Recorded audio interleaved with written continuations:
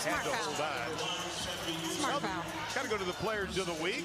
Both of them had outstanding weeks, and they're the... This video might be coming out of left field. I know I don't usually cover WNBA. I'll make an exception today because what in the world? I've recently been watching some games, just seeing how the Fever have been doing, and Caitlin, she's been spectacular. Her winning player of the week, okay, she's gonna win those in the future. Player of the month, I expect her to win this month. Look, let me tell you something, okay?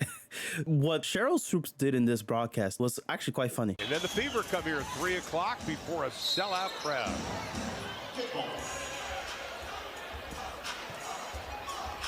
Tough stretch for Dallas. What you heard right there was nothing.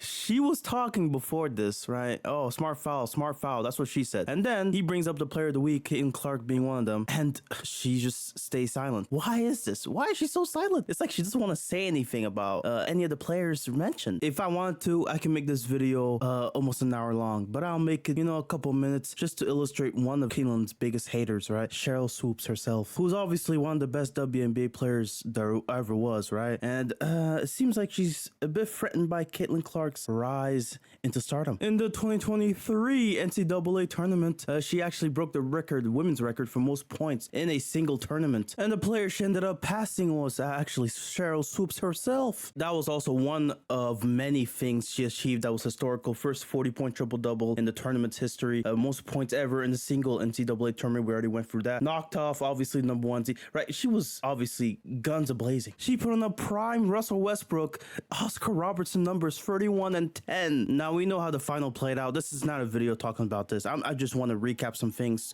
really to illustrate that. The bitterness seemed to be coming out even more when she broke Kelsey Plum's all-time record for points in a college career. I say this, yes, records are made and set to be broken.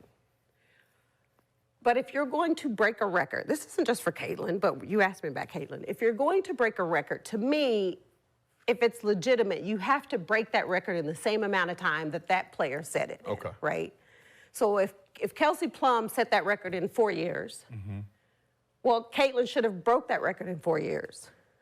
But because there's a COVID year and then there's another year, you know what I mean? So she's already had an extra year to break that record. There's a lot wrong with that statement, but somehow it got worse. Some of those had chances of playing 6 years. But let's also talk about how much more experience that gives you over other players coming in, right? So people say, dang, like he or she's killing them, but you have a 25-year-old playing against a 20-year-old. Like, you should be killing them. And I'm glad somebody corrected her on what she said initially. Like, you should be killing them. Yeah. Because you've been doing it a lot longer than they have. Yeah.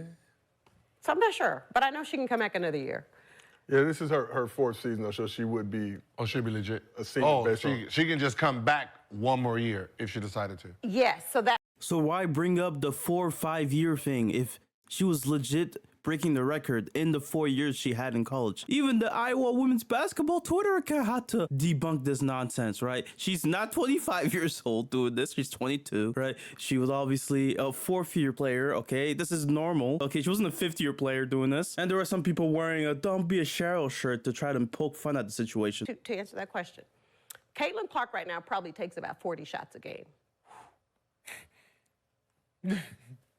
Carry on. That is such a lie. It's actually sad that she would even think of lying like this. Apparently, she took less than 20 shots a game to get to that record. Right? Like, where did the 40 come from? Not only did she do in less games than Kelsey Plum did, but she did it shooting less than 20 shots, okay? She wasn't that far off from what Kelsey Plum did. She averaged 3 more points than her as well. Like, what are we doing, bro? And she was more efficient. I forgot to mention that too. Now, after being called out for this, Swoopes did come in and said, look, I contacted Angel Reese and I sent a message to Caitlin Clark and said that I made a mistake. She apologized to her. Oh, it wasn't your 5th year. When it was your 4th year. So it sounds like there's no hard feelings, right? It sounds like that's where the story ends. I'm going to say this, and then I want to be done with this whole conversation.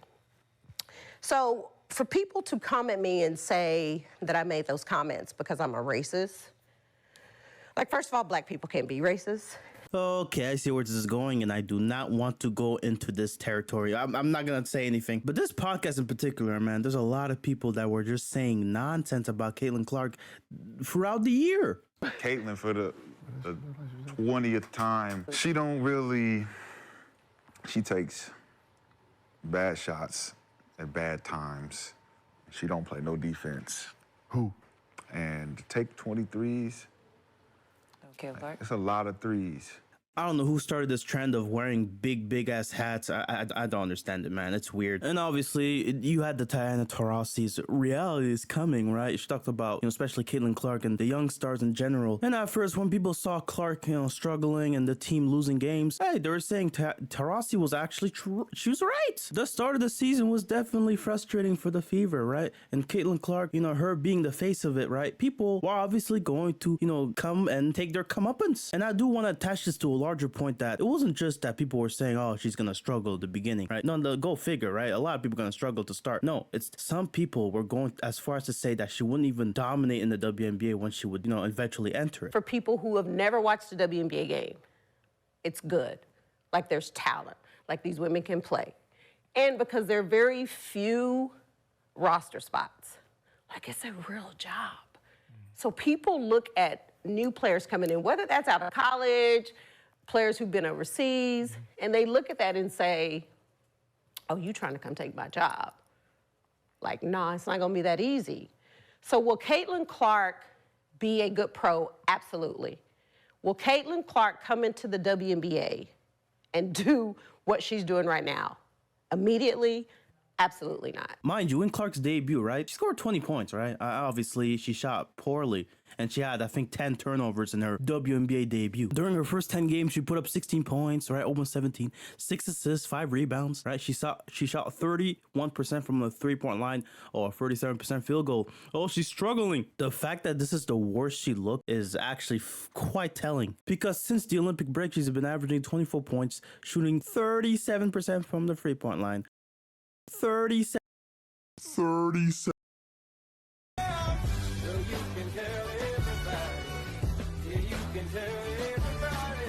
I mean, the hate was so weird. Kennedy Carter, you remember when she pushed Caitlin Clark here? And then when she goes to the presses, like, I'm not answering no Caitlin Clark questions. And she replies here on Threads, that's that, because besides three-point shooting, what does she bring to the table? Oh, man. The hate was so real. Almost like she had a gut reaction, like visceral, like, oh, this girl, I don't like her. It's just made watching a lot of these games just not fun anymore, because it's like, there seems to be an agenda against her. And like, I made a video about this like a month ago, talking about, rehashing a lot of this stuff, and it did poorly. It flopped, and I think I know why. I mean, she gets hit here, right? It's a flagrant foul on Angel Reese, and to be quite honest with you, this was not a dirty play, but it was definitely a flagrant. Like, I don't have anything against Angel Reese personally. I don't think she's a bad person, right? Angel Reese is not the person you should be mad at. If anything, it's the haters that hate on Caitlin Clark. Angel Reese, right? She's caught up in a lot of this stuff as well, and she's having to fight her own demons because a lot of people hate her too. Like, there are people that are still to this day, right? I don't know how they're doing it. That there's a debate between who's a rookie of the year. I see them thighs, bitch, I see that ass. Let a nigga smash, let a nigga smash. Like, the debate ended in June, but back in July, you had Monica McNutt trying to make a case for Angel Reese. I said this all season, BC. My rookie of the year is gonna go based on the standings. Okay. Because I think that is how you have the opportunity to measure impact. And the sky's right above them. And the Sky right now are in the playoffs, so you'd have to give the nod in my mind to Angel Reese. Look, the double-double streak that she talks about how the standings is a big reason why she's taking Angel Reese, and then talks about the double-double streak right after. Like, what are we doing, bro? Obviously, she just wants to put Angel Reese ahead of Caitlin Clark for whatever reason. But guess what, though? Look who's above who. The Sky are not even close to the Fever at this point. There's a almost 5-game difference between the two teams. She dropped 31 points in this recent game against the Sky, and obviously had 12 assists to boot. This game was a clear blowout. I mean, what are we doing, bro? And she was playing to the crowd at Chicago, saying, oh, did it go in? Did it go in? This was a road game, but it looked like it was home court for a lot of it. The third 30-point game of the season. And an enemy territory gets this kind of salute as she exits the game. Is this enemy territory? Because I've seen a lot of Caitlin Clark jerseys. Not only is she having the better individual season, she's also ahead of the Sky in standings. There's no debate. The debate ended months ago, but it really ended today as well. Bro, it's so bad. Stephen A. Smith is out here sounding like the reasonable person. calling out Cheryl Swoopes for a recent quote on her podcast. Basically, she's crediting everybody else on the Fever except for Clark for their success. It's very convenient that she's talking about everybody else but Caitlyn. And there was a whole spat on Twitter. I'm not gonna get into that because it's really just childish. Even during like a preseason game, right? Cheryl Swoopes interviewing Caitlyn Clark here, right? The WNBA, they knew what they were doing here, but it was such an awkward interview. You could tell there was a bit of tension in the air.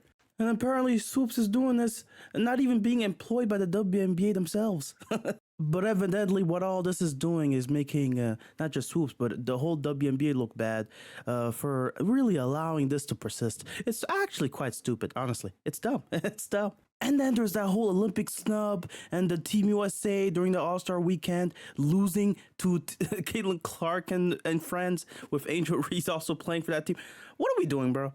Imagine snubbing Rookie of the Year, obviously, a player that I think, we should stop talking about Rookie of the Year and really start talking about whether or not she's, up for MVP at this point, bro. Like Team USA, this is embarrassing. Hey, look, they won gold medal, whatever.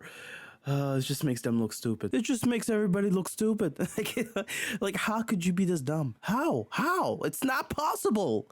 All right, bro. That's it, bro. I promise you I'll be talking about some NBA topics next week. I got one about star players that are in their late 30s and that haven't won a championship yet. Yeah, that's going to be a fun one.